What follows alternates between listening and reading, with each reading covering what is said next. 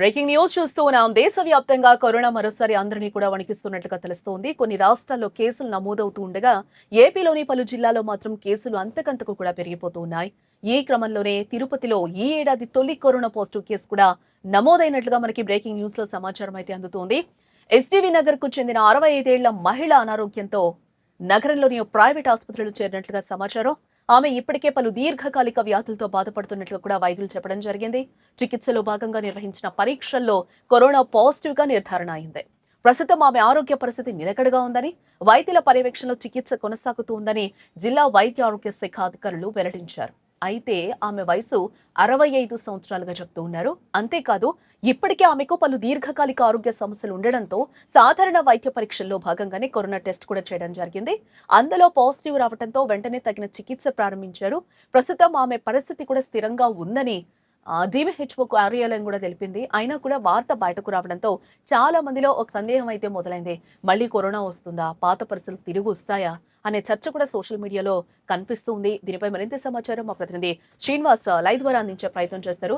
శ్రీనివాస్, మనం చూస్తున్నాం దేశవ్యాప్తంగా కూడా అక్కడక్కడ కేసులు అయితే నమోదవుతూ ఉన్నాయి. మన తెలుగు రాష్ట్రాలు చూస్తే మెయిన్ గా మొన్నటి వరకు మనం వైజాగ్ చూసాం, కడప చూసాం. ఇప్పుడు ఎస్పెషల్లీ తిరుపతిలో ఒక కేసు నమోదైనట్లుగా కూడా తెలుస్తోంది. ఏంటి కరోనా మళ్ళీ కూడా విజృంభిస్తుంది అని అనుకోవచ్చు అంటారా? ఏంటి ఆ పేషెంట్ పరిస్థితి ఏంటి ఇప్పుడు? అంటే ఓవరాల్ గా తిరుపతి అంటేనే చాలా జాగ్రత్తలు తీసుకోవాల్సిన అవసరం ఎంతైనా ఉంది. ఎందుకంటే వైద్య ఆరోగ్య శాఖ అధికారులు ఇప్పటి వరకు దాదాపు 14 జిల్లాలలో ఈ కరోనా కలకలం చెప్తుంటే ప్రధానంగా తిరుపతిలో ఒక 65 ఏళ్ల పైబడినటువంటి మహిళకు ఈ కరోనా లక్షణాలు ఉండటంతో ప్రస్తుతం చాలా వైద్య ఆరోగ్య శాఖ అధికారులు చాలా అలర్ట్ అయినట్టు తెలుస్తుంది. ఎందుకంటే అది తిరుపతి ఒక టూరిస్ట్ ప్లేస్ తో పాటు ఒక పుణ్యక్షేత్రానికి చాలా లక్షలాది మంది కూడా వస్తుంటారు. ఈ నేపథ్యంలోనే ఒక తిరుపతి లాంటి ఆధ్యాత్మిక కేంద్రంలో ప్రస్తుతం కరోనా కలకలం లేపడంతో ప్రస్తుతం వైద్య శాఖ అధికారులు కూడా పరుగులు పెడుతున్నారు. ఎందుకంటే సాధారణంగా మహిళ వృద్ధురాలు కూడా జనరల్ చెకప్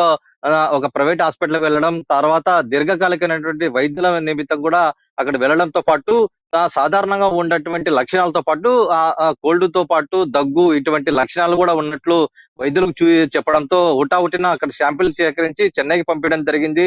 దాదాపు చెన్నై నుంచి వచ్చినటువంటి పరీక్షల నేపథ్యంలో ఆమెకు తక్కువ మోతాదులో కరోనా లక్షణాలు ఉన్నాయి వెంటనే తెలిసినామంటే కూడా ఐసోలేషన్ వార్డ్ లో కూడా ప్రత్యేక గది ఏర్పాటు చేయడంతో కూడా ప్రస్తుతం ఆమెకు ట్రీట్మెంట్ అందిస్తూ వస్తున్నారు. అయితే ఆ తీవ్రత మాత్రం ఎక్కువగా లేకపోవడంతో ప్రస్తుతం వాళ్ళ ఎమ్మటే కూడా ఆ కుటుంబ సభ్యులకు కూడా పెద్ద ఎత్తున ఇక్కడ ట్రీట్మెంట్ కూడా ఐసోలేషన్ వార్డ్ లో సంబంధించినటువంటి పెద్ద ఎత్తున శాంపిల్స్ కూడా సేకరించారు. ప్రస్తుతం కుటుంబ సభ్యులకు కూడా ఎటువంటి లక్షణాలు లేకపోవడంతో ఊపిరి పీల్చుకున్నటువంటి పరిస్థితి ఏర్పడింది. దీంతో తిరుపతి వైద్య ఆరోగ్య శాఖ అధికారులు ఎమ్మటే కూడా ఇటువంటి లక్షణాలు ఎక్కడెక్కడ ఉన్నాయనేది కూడా జల్లెడ పట్టే ప్రయత్నం చేస్తున్నారు. ఎందుకంటే 65 ఏళ్ల పైబడినటువంటి మహిళకు కూడా ఇటువంటి లక్షణాలు రావడంతో ఆమె గత కొంతకాలంగా ఎక్కడెక్కడికి వెళ్ళింది, ఎవరెవరు వెళ్ళారు, ఎవరెవరు కలిసిందనేటువంటి పూర్తిగా కూడా డేటా సేకరించే పనిలో ఉన్నారు. ప్రస్తుతం ఆమె ఎటువంటి తీవ్రత సీరియస్ గా లేకపోవడంతో ప్రస్తుతం వైద్య శాఖ అధికారులు కూడా ప్రస్తుతం ఊపిరి పీల్చుకున్నటువంటి సమయం ఏర్పడింది. అయితే రాయలసీమలోనే కడపలో దాదాపు నెల క్రితం కూడా అంటే దాదాపు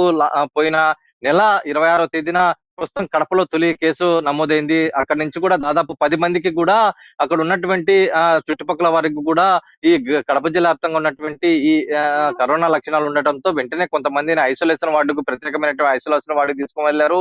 మరికొందరు ఇంటిలోనే చికిత్స తీసుకుంటూ వస్తున్నారు. అయితే దాదాపు కడప నుంచి ఈ కరోనా కలకలం దాదాపు రాష్ట్రంలోనే దాదాపు 14 జిల్లాలకు కూడా పాకడంతో జిల్లా వైద్య ఆరోగ్య శాఖ అధికారులు కూడా పెద్ద ఎత్తున మందులు గాని, కిట్లు గాని, లేదంటే శాంపిల్స్ సేకరించేందుకు పెద్ద ఎత్తున ఐసోలేషన్ వార్డులు కూడా సేకరించడం జరిగింది. ఇప్పటికే ప్రభుత్వ ఆసుపత్రులు ప్రత్యేకమైనటువంటి గదులు కూడా ఏర్పాటు చేయడం జరిగింది. అయితే పూర్తి స్థాయిలో గతంలో ఏదైతే కరోనా కలకలం లేపిందో లక్షలాది మంది, కోట్లాది మంది ప్రాణాలను అమాంతం తీసుకువెళ్ళినటువంటి పరిస్థితి నేపథ్యంలో ప్రస్తుతం అదే భయం కూడా ఇక్కడ ఏపీలో ఉన్నటువంటి ప్రతి జిల్లాలో, ప్రతి గ్రామాల్లో కూడా బిక్కుబిక్కుమంటూ భయపడుతూ వస్తున్నారు. ఎందుకంటే కరోనా విలయతాండం ఆ విధంగా చూపించింది కాబట్టి ప్రతి ఒక్కరిలో కూడా అదే భయం కొనసాగుతూ వస్తుంది.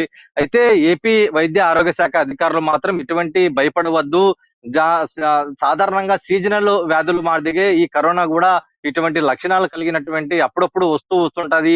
ఏడాదికి 1 లేదా 2 సార్లు దాదాపు జలుబు లేచినప్పుడు గానీ, లేదంటే దగ్గు, లేదంటే తీవ్రమైన అలసట ఉన్నప్పుడు ఇటువంటి సంవత్సరానికి 2 టైమ్స్ మాదిరిగా వస్తూ ఉంటది అని చెప్తున్నప్పటికీ కూడా ప్రజల్లో చాలా విభిన్నమైనటువంటి ఆలోచనలు కలిగి ఉన్నారు. ఎందుకంటే కరోనా విలయతాండం చూపించినటువంటి ఎఫెక్ట్ కూడా ఇప్పటికి కూడా అదే భయం కొనసాగుతున్న నేపథ్యంలో కూడా చాలా మంది ఇళ్ల నుంచి బయటికి రాలేని పరిస్థితి ఏర్పడుతుంది.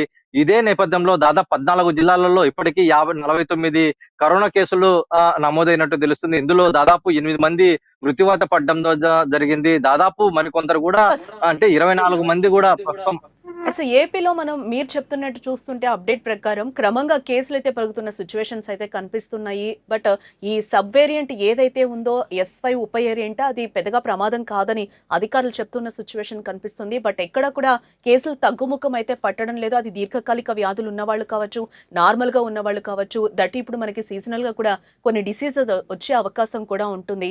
మరి ప్రభుత్వ అధికారులు ఎలాంటి అలర్ట్స్ జారీ చేస్తూ ఉన్నారు, ఏం చెప్తున్నారు అసలు?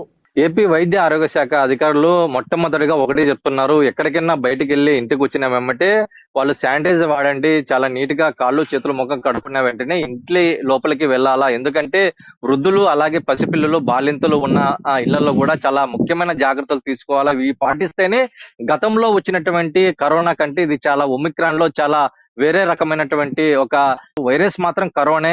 దాదాపు ఒమిక్రాన్ లో కూడా వివిధ రకాలైనటువంటి సోకే అవకాశం ఉన్న నేపథ్యంలో ప్రస్తుతం కరోనా ఏదైతే వచ్చి వెళ్ళిన వెంటనే కూడా దాదాపు కొన్ని సంవత్సరాలు కావస్తుంది. ఏడాదిలో దాదాపు 6 months 7 months కు తరపున ఒక ఒమిక్రాన్ వేరియేషన్ లో కూడా దాదాపు ఇది వస్తుంది. ఎందుకంటే ఈ ఒమిక్రాన్ వేరియేషన్ లో దాదాపు పశ్చిమాసియాలోనే అలాగే ఇతర దేశాల్లో కూడా ఎఫెక్ట్ చూపించింది. దాదాపు ఎయిర్పోర్ట్లలో ఇతర ఫారినర్స్ కానీ విదేశాల నుంచి కూడా ఇండియాకు తిరిగి వచ్చిన వెంటనే ఈ వేరియంట్ లో ఉన్నటువంటి ఒమిక్రాన్ వైరస్ కూడా ప్రస్తుతం కరోనాలో భాగమై ఉంది కాబట్టి దీని ప్రాణప్రాయం లేదు కాబట్టి దాదాపు జలుబు దగ్గు ఇటువంటి లక్షణాలతో పాటు ఏదైతే గతంలో కరోనా వచ్చి వెళ్ళిన వారికి చాలా జాగ్రత్తలు పాటించాలని చెప్పి వైద్య ఆరోగ్య శాఖ అధికారులు చెప్తున్నారు. ప్రస్తుతం ఏపీలో దాదాపు కడపలో మొదలైనటువంటి ఈ మొదటి కరోనా కేసు నుంచి కూడా దాదాపు ఏపీలోనే దాదాపు 14 జిల్లాలకు పాకిందంటే ఈ ఒక రకమైనటువంటి భయాందోళనకు ఇప్పటికీ ప్రజలు ఆ విధంగా ఆలోచన చేస్తున్నట్టు తెలుస్తుంది. ఎందుకంటే 14 జిల్లాలో పాకింది, దాదాపు తీవ్రత కూడా దాదాపు 10 మంది చనిపోయారు కాబట్టి ఎక్కువ ఆందోళన కలిగించే అంశంగా కూడా ప్రస్తుతం వైద్య శాఖ అధికారులు చెప్తున్నప్పటికీ కూడా ఇక్కడ ఒమిక్రాన్ లో ఒక రకమైనటువంటి వైరస్ కాబట్టి దీని ప్రభావం కూడా ఎక్కువ రోజులు ఉండదు అనేది కూడా వైద్య ఆరోగ్య శాఖ చెప్తున్నప్పటికీ కూడా మృత్యువాత పడుతున్నారు. మృత్యువాత కూడా ఎక్కువ మంది నమోదు కావడంతో ఇటు అన్ని జిల్లాల్లో కూడా చాలా భయాందోళనకు గురవుతున్నారు. ప్రస్తుతం గతంలో వచ్చినటువంటి కరోనా సమయంలో ఏదైతే కిట్లు ఉన్నాయో ఆ కిట్లు కూడా దాదాపు 2 లక్షల పైగానే ఎక్స్పైర్ డేట్ కావడంతో కూడా ప్రస్తుతం కిట్లు కూడా అందుబాటులో లేవు. ప్రస్తుతం హుటాహుటిన కుటుంబ ప్రభుత్వం కూడా వైద్య శాఖ మంత్రి కూడా సత్యకుమార్ యాదవ్ కూడా ప్రస్తుతం దీని మీద కూడా చాలా చెప్పడం జరిగింది. ఎందుకంటే ఒమిక్రాన్ లో చాలా వేరియేషన్స్ 6 నెలలకు ఒకసారి కూడా బయటపడుతూ ఉంటాయి. పశ్చిమాసియాలో ప్రస్తుతం ఇటువంటి అంశాన్ని కూడా ఇక్కడ వైరస్ సోకిందని చెప్పవచ్చు.